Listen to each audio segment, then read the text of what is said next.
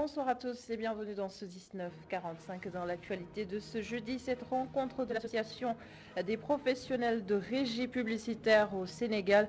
Ses membres dénoncent la destruction d'un grand nombre de panneaux publicitaires. Ils ont perdu environ 300 millions de francs CFA.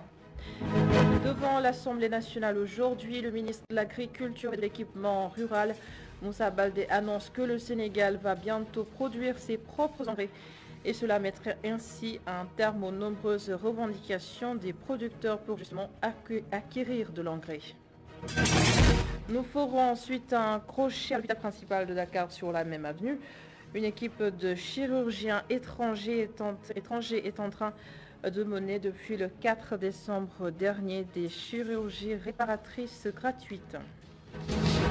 Et enfin, dans la rubrique culture de ce soir, Oussama Monique Sagna nous plonge au cœur du premier festival Écolart organisé par le lycée Galant de Diouf, l'art au service de l'écologie pour les plus jeunes. Les détails à suivre en fin d'édition.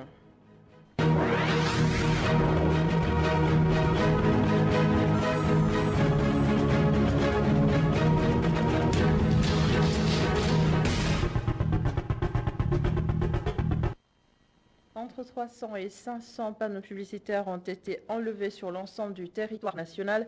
Les professionnels des régies publicitaires évaluent les pertes à 300 millions de francs CFA. Ils invitent le gouvernement à la table de négociation. Et nous nous intéressons justement à ce secteur composé d'acteurs diversifiés. L'État évoque une anarchie pour justifier ces destructions de panneaux. Voici donc le dossier réalisé par Pape Madjahatessar.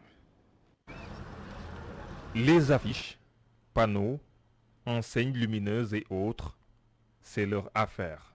Les régies publicitaires sont des entités chargées de vendre et de valoriser les événements à travers plusieurs supports. La régie publicitaire, c'est une société qui travaille dans le cadre des agences de publicité pour gérer l'exploitation d'un support. Je peux être la régie d'une radio si la chaîne de radio me donne l'exploitation de tout ce qui est vente d'espace publicitaire. Je peux être régie d'un magazine, d'un journal, etc. La réalisation des supports de communication répond à des normes. Un travail de chaîne qui part de la conception à l'affichage.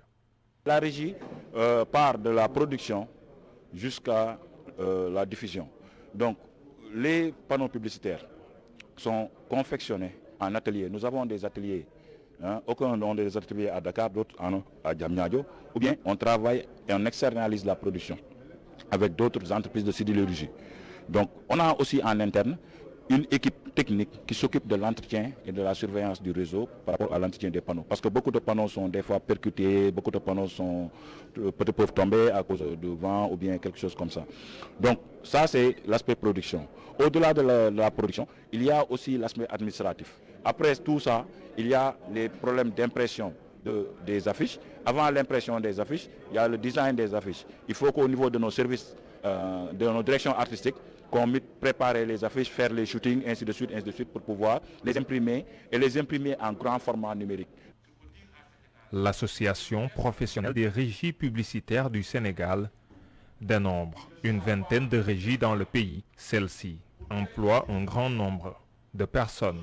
Et les régies publicitaires qui aujourd'hui évoluent dans les panneaux publicitaires, on a pratiquement plus de 3000 à 5000 emplois directs. On a cité tous les corps de métier qui évoluent dans ce secteur. C'est évidemment les imprimeurs, vous avez les techniciens de machines, vous avez les peintres, vous avez les électriciens, vous avez les manœuvres, vous avez les maçons, vous avez les décorateurs, vous avez les infographes. L'ouverture du marché des régies publicitaires a créé une anarchie. Partout au Sénégal, des centaines de panneaux occupent les allées, rues et avenues. Les acteurs dénoncent une libéralisation non contrôlée. Avec l'acte 3 de la décentralisation, il y a eu de l'anarchie. Et l'anarchie, c'est vrai par rapport à les autorisations qui sont délivrées par les maires. Délivrées à n'importe qui, n'importe comment, et on ne sait comment. Et ce qui fait qu'aujourd'hui, on est face à des gens qui ne sont pas du métier, qui ne sont pas des professionnels de ce métier et qui malheureusement exploitent des panneaux de façon anarchique. La DESCOS a récemment démarré des opérations de désencombrement lors desquelles plusieurs panneaux ont été détruits, ce qui a suscité la grogne de l'Association professionnelle des régies publicitaires du Sénégal. Cette dernière dit avoir enregistré des pertes considérables. De l'estimation que nous avons en tout cas jusque-là, parce qu'aujourd'hui qu'est-ce qui se passe? La DESCOS effectue ses destructions la nuit et nous c'est le matin qu'on arrive à faire le constat avec les huissiers. Jusque-là, avec les regroupements que nous avons fait avec les différentes régies, nous estimons aux alentours de 300 à 400 millions les panneaux publicitaires qui sont détruits. Maintenant, pour ce qui concerne les panneaux publicitaires avec sous contrat, ça on est en train également de continuer à faire l'estimation. Pour mettre fin à l'anarchie notée dans ce secteur, ces acteurs de la publicité proposent une solution inclusive. Nous avons envoyé notre proposition à notre ministère de tutelle, le ministère de la Communication. Nous en avons fait copie au ministère, au directeur de l'AGEROUTE et au maire et au préfet de Dakar. Et donc aujourd'hui, nous sommes prêts à participer. Nous avons l'expérience, nous connaissons les acteurs qui sont sur le terrain, nous savons comment évoluer et nous sommes preneurs par rapport à l'évolution positive de ces secteurs-là. Au-delà de cette problématique, ils rencontrent également d'autres difficultés. C'est la méconnaissance de nos gouvernants du secteur. La deuxième difficulté, c'est l'inexistence d'une loi qui puisse régir la publicité comme la presse a été régie.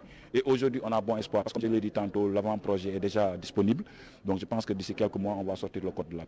L'environnement des régies publicitaires s'élargit de plus en plus. Beaucoup de personnes attirées par le profit s'engagent dans ce secteur. L'État du Sénégal, désireux de mettre fin à l'anarchie née de cette situation, se heurte à l'APRP. Cette association redoute la mort des entreprises, de leurs membres, ainsi que la perte des milliers d'emplois. Merci beaucoup, Madjara Tessar, pour ce dossier. Des nouvelles à présent des 7 transporteurs arrêtés la semaine dernière suite au saccage d'un bus Dakar-Demdik. Le tribunal de grande instance de Diourbel a renvoyé le procès au 23 décembre prochain. L'avocat des mises en cause, Maître Hassan Diomandia, conteste cette décision. Il estime que ses clients ont droit au moins à une liberté provisoire. On l'écoute. Dakar Demdik a estimé devoir solliciter le renvoi pour constituer conseil. Et sur ce, le tribunal a estimé devoir renvoyer à quinzaine au 23 décembre prochain. Nous avons naturellement, compte tenu des dénégations constantes de nos clients, c'est souvent des événements de foule, des mouvements de foule, et il y a souvent des arrestations non discernées. Mais nos clients ont vraiment, à travers leurs déclarations, contesté toute imputabilité quant aux faits qui font l'objet de cette poursuite. Mais plus fondamentalement, au-delà de cette présomption d'innocence que nous avons évoquée, nous avions pensé que cette mise en liberté provisoire aurait au moins 2 vertus. La première, permettre à l'audience de renvoi que la sérénité revienne. Aujourd'hui, tout le monde a constaté la manière dont le tribunal est bunkerisé. C'est comme si le tribunal était en état de siège, alors que ce sont d'honnêtes citoyens qui sont jugés. Nous pensions que si on avait accédé à la demande de liberté provisoire, tout le monde saurait que cette affaire est comme les autres affaires qui sont jugées quotidiennement et qu'il n'y a pas lieu de prendre des mesures de cette nature. Saint-Louis fait partie des régions sénégalaises les plus touchées par les changements climatiques. Les menaces sur son littoral sont d'autant plus importantes. Un projet d'appui au plan national d'adaptation vient d'être lancé dans la région et l'objectif est d'identifier les impacts de ces changements climatiques sur les populations et sur leur cadre de vie. Les détails, c'est dans cette correspondance signée Momara Lesnian et Mokhtar Sek. L'étude de vulnérabilité et d'adaptation au changement climatique vient d'être lancée dans la capitale du Nord. Il s'agit pour les responsables du projet d'appui au plan national d'adaptation du Sénégal d'identifier les options d'adaptation dans plusieurs secteurs d'activité. C'est une étude, comme son nom l'indique, étude de vulnérabilité, qui va permettre en réalité de faire le diagnostic de la région et voir un peu quels sont les risques climatiques auxquels la région est confrontée. Et ces risques climatiques, identifier les impacts. À travers les impacts, nous aurons ce qu'on appelle la vulnérabilité, qui est fonction de ce qu'on appelle la sensibilité, l'exposition et la capacité d'adaptation. Et tout ce compagnon permettra de voir quel est en réalité le degré de vulnérabilité de la région face au changement climatique. Ce projet va certainement permettre à la région de Saint-Louis de mieux faire face au changement climatique. Donc c'est une région qui est très bien placée pour parler des questions de changement climatique. Nous avons l'avancée de la mer, l'érosion côtière, la salinisation des terres, la raréfaction des terres arables, la raréfaction de l'eau douce et les problèmes des inondations, etc. Tout ça, c'est des phénomènes que nous rencontrons dans la région de Saint-Louis. C'est pourquoi nous devons discuter de ces questions-là et renforcer les capacités des acteurs régionaux qui sont chargés de la mise en œuvre des politiques de l'État en matière environnementale, en matière de changement climatique, en tout cas pour que la région soit beaucoup plus résiliente face au changement climatique.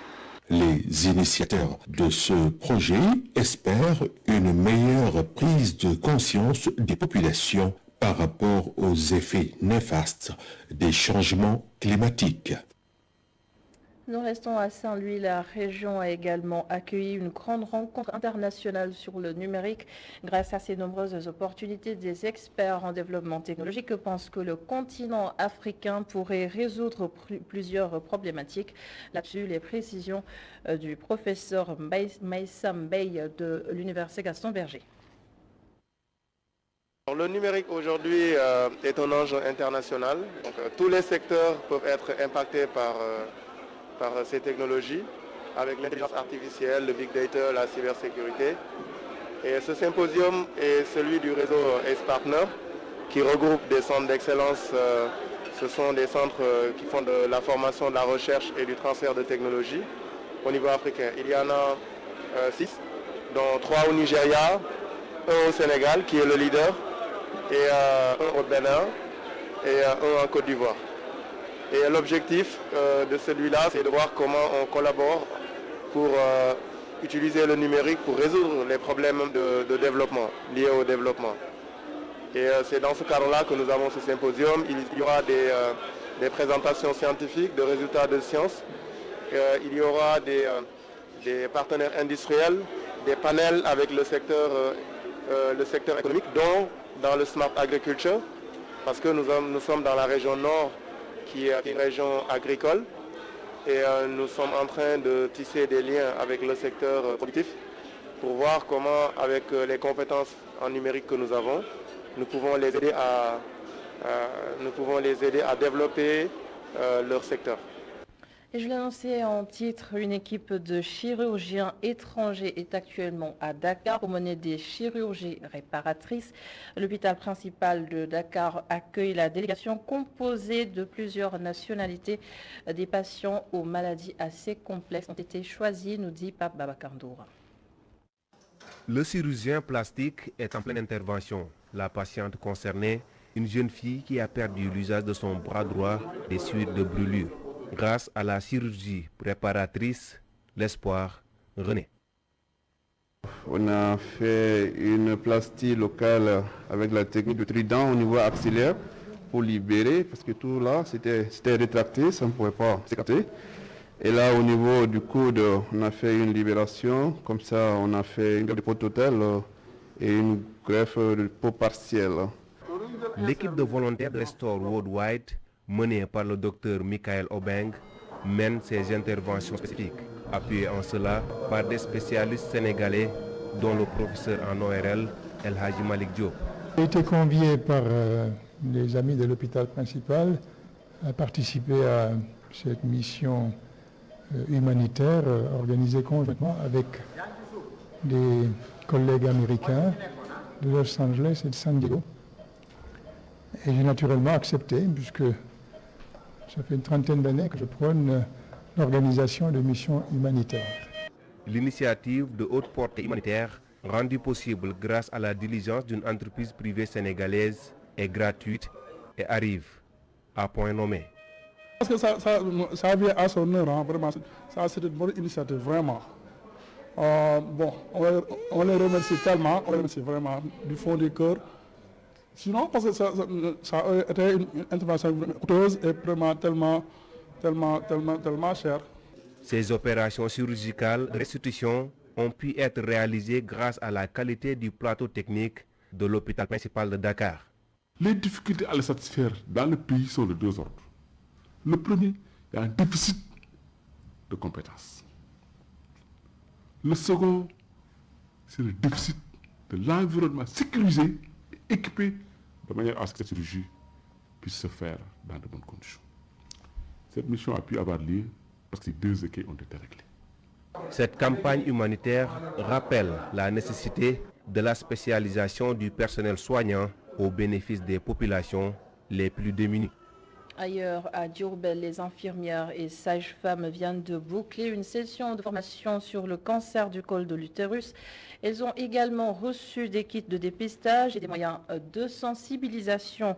Dr Babacar Gueye, directeur de la lutte contre la maladie, a dirigé les activités. Son message recueilli par Gorodaklo. Aujourd'hui, nous sommes en train de lancer un projet important qui vise dans la région de Diourbel, au niveau des 3 départements, notamment Bambey, Diourbel et Mbacké. Nous allons former près d'une centaine de professionnels de santé. Ces professionnels de santé sont composés de médecins, de pharmaciens, de biologistes, d'infirmiers et de sages-femmes qui sont au niveau opérationnel, au niveau déconcentré pour pouvoir rendre disponible l'offre de services par rapport à la détection précoce des lésions précancéreuses du col de l'utérus, à la détection précoce aussi du cancer du sein, mais surtout à la prise en charge.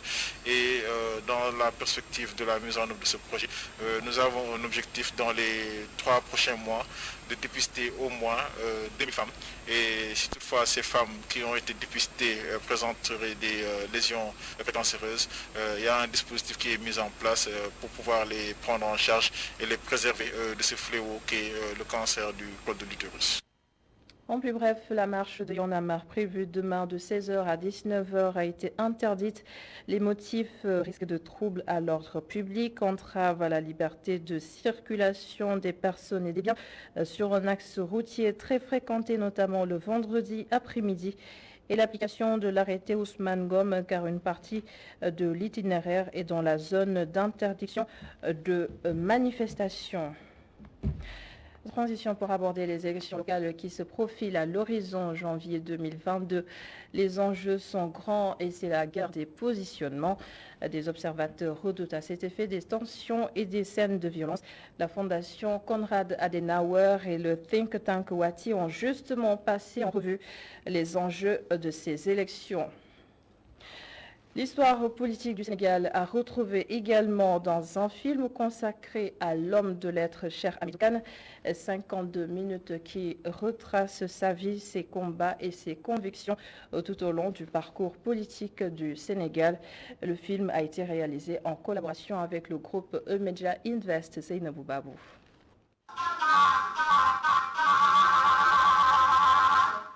La vie et l'œuvre de Cheikh Hamidou Kane, retracée par son neveu dans un film de 52 minutes. 52 minutes durant lesquelles ses différentes œuvres sont revisitées. D'abord, l'aventure ambiguë, un roman traduit en plus de 10 langues. Cancer, c'est parce que tout simplement le bouquin Aventure ambiguë, c'est un livre que j'ai trouvé autour de moi. C'était là, dans la maison. C'est quelque chose que je n'ai pas acheté à la librairie ou quoi que ce soit. Un film documentaire qui veut dire qu'il faut des témoignages qui sont forts, qui veut dire aussi vraiment revisiter le passé du Sénégal. Le passé du Sénégal, on ne l'a pas sous forme de rush vidéo ou film. On a la plupart du temps sur photo ou des coupures de journaux et tout. Donc c'est pour cela que vous voyez qu'il y a beaucoup d'archives écrites.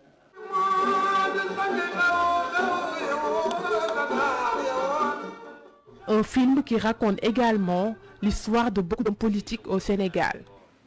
Ce film est une galerie extraordinaire de portraits d'hommes politiques qui ont fait le Sénégal, mais également un certain nombre de personnes qui ont compté dans sa vie, des membres de sa famille.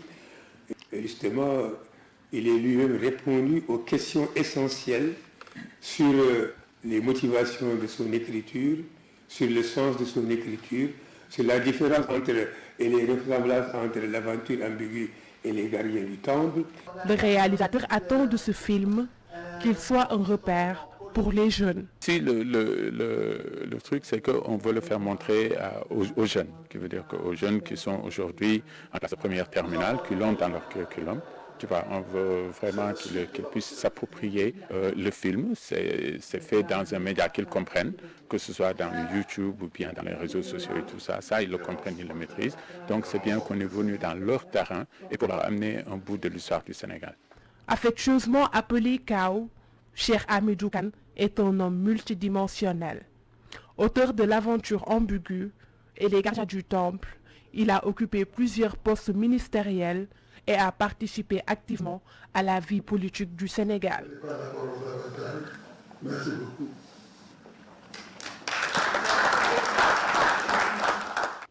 L'autre titre de ce jeudi, le ministre de l'Agriculture a fait le point sur la campagne de commercialisation de l'arachide en cours.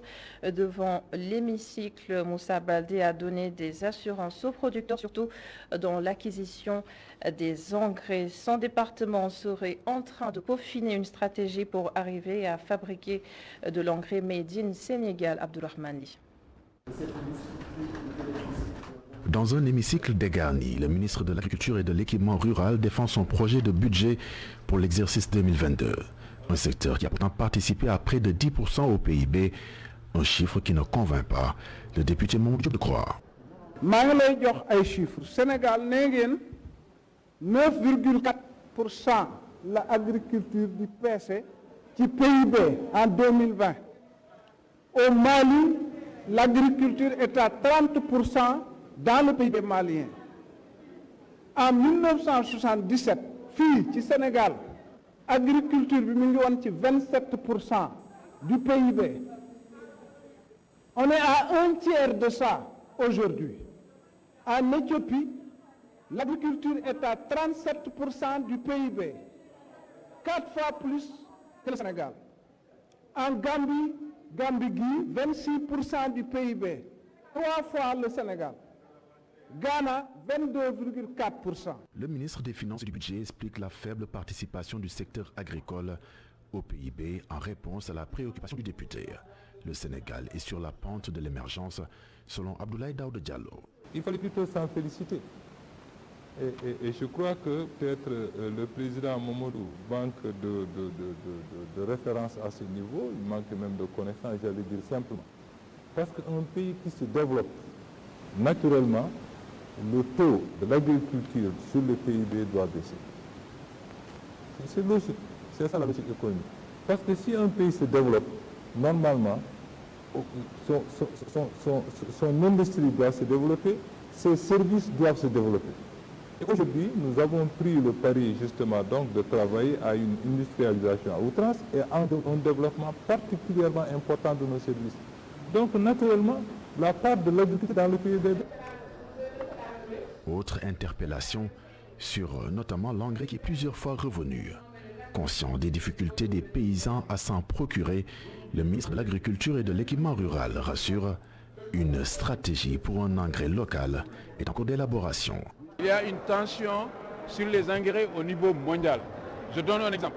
Au début de l'hivernage, le prix de la tonne d'urée nous coûtait 330 000 tonnes, 30 000 francs. Aujourd'hui, la tonne d'urée est à 750 000 francs. C'est 2 fois plus. Donc, et ça, c'est une donne mondiale. Il y a même une rareté de la ressource. Et dans une semaine, les ministres de l'Agriculture de l'UEMOA doivent se rencontrer pour étudier cette question au niveau de la sous-région. Concernant le kilogramme d'arachide qui est arrêté à 250 francs pour cette campagne de commercialisation, tout comme celle de l'année précédente, le ministre de l'Agriculture et de l'Équipement rural tient à rassurer les producteurs. 250 francs, c'est juste un prix plancher. Il y a une tension sur les engrais au niveau mondial. Je donne un exemple. Au début de l'hivernage, le prix de la tonne d'urée nous coûtait 330 000 tonnes, 30 000 francs. Aujourd'hui, la tonne d'urée est à 750 000 francs. En ce qui concerne le Sénégal, nous avons quand même la chance d'avoir chez nous une industrie d'engrais, les ICS. Donc nous sommes en train de travailler pour sécuriser, pour tout ce qui concerne les formules NPK, l'engrais pour la prochaine saison agricole. Le monde rural a reçu depuis 2014 2000 tracteurs, souligne le ministre dans le rapport de la Commission des finances et du contrôle budgétaire. Juste des allégations selon des parlementaires qui ont souhaité en savoir plus. Le ministre de l'Agriculture de répondre qu'une commission dans chaque région du pays s'est chargée de l'attribution des tracteurs sur la base des performances des agriculteurs. Dans le reste de l'actualité, le premier magasin Fnac à Dakar, il s'agit d'une nouvelle grande surface spécialisée dans la vente de produits culturels et numériques. Notre reporter Moussa Mané a assisté à l'ouverture. La Fédération nationale d'achat des cadres, la FINAC, ouvre son premier magasin à Dakar. 4 rayons au total, avec de nombreuses marques internationales. En ce qui concerne la FNAC dans sa partie édition, elle est essentiellement composée de livres. Et le livre, c'est le livre dans tous ses états. Voilà, vous avez d'abord la formation, les livres de formation, c'est-à-dire ce qu'on appelle, les livres de soutien scolaire ou universitaire. Nous avons ensuite le rayon jeunesse, dans lequel nous avons la bande dessinée, notamment le manga, voilà, qui est très apprécié des jeunes. Mais il faut reconnaître que ce ne sont pas des livres pour pervertir les jeunes. C'est plutôt des livres qui vont permettre de développer leur intellect, de les apprendre à grandir.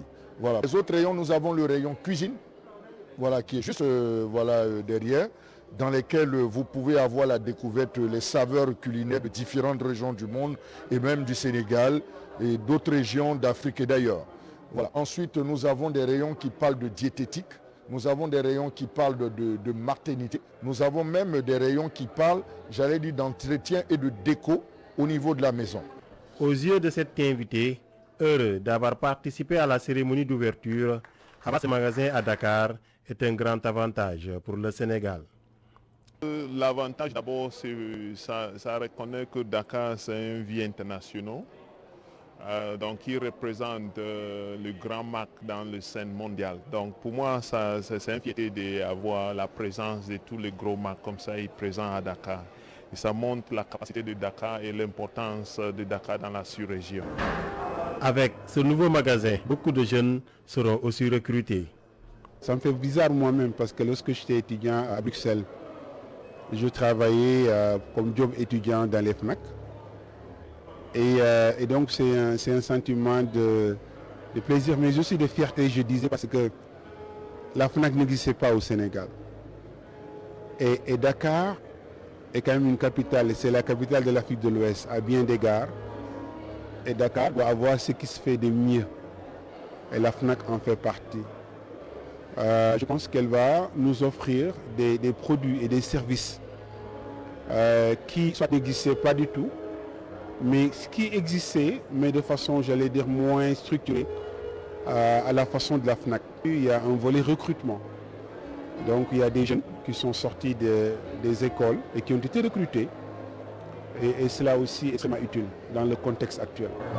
Présent dans plusieurs pays en Afrique, la FINAC ouvrira son deuxième magasin dans 5 mois au niveau du centre commercial avec un espace beaucoup plus important.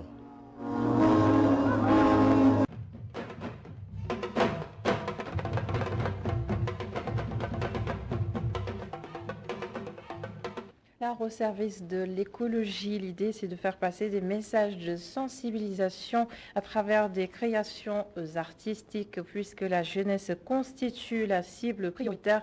Le lycée Galon de Dieu va tenter l'expérience à travers notamment la première édition du festival Écolart.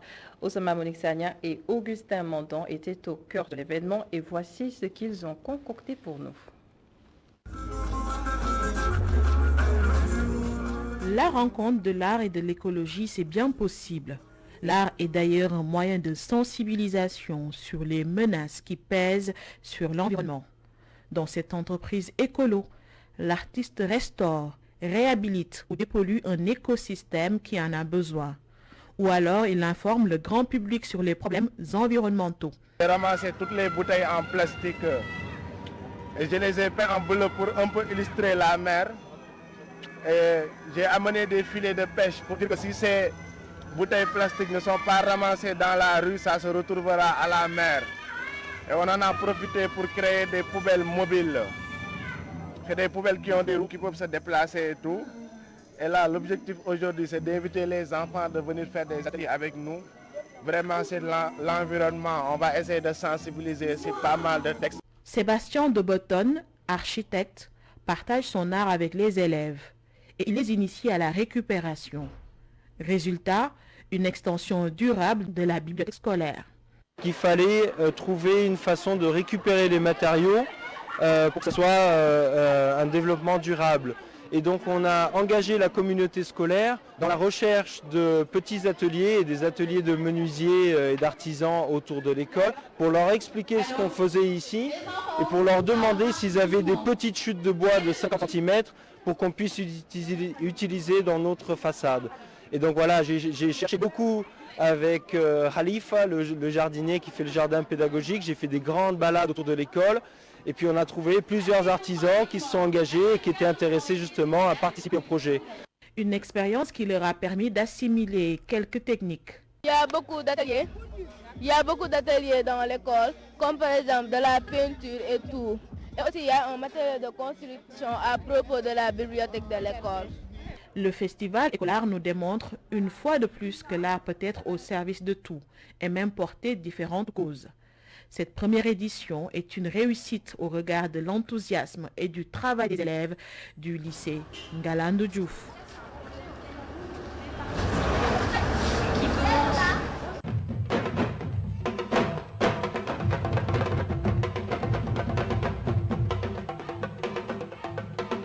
Oussama Monique Sagna, que vous allez d'ailleurs retrouver demain et le reste du week-end pour le 19-45. Merci beaucoup d'avoir suivi ce journal.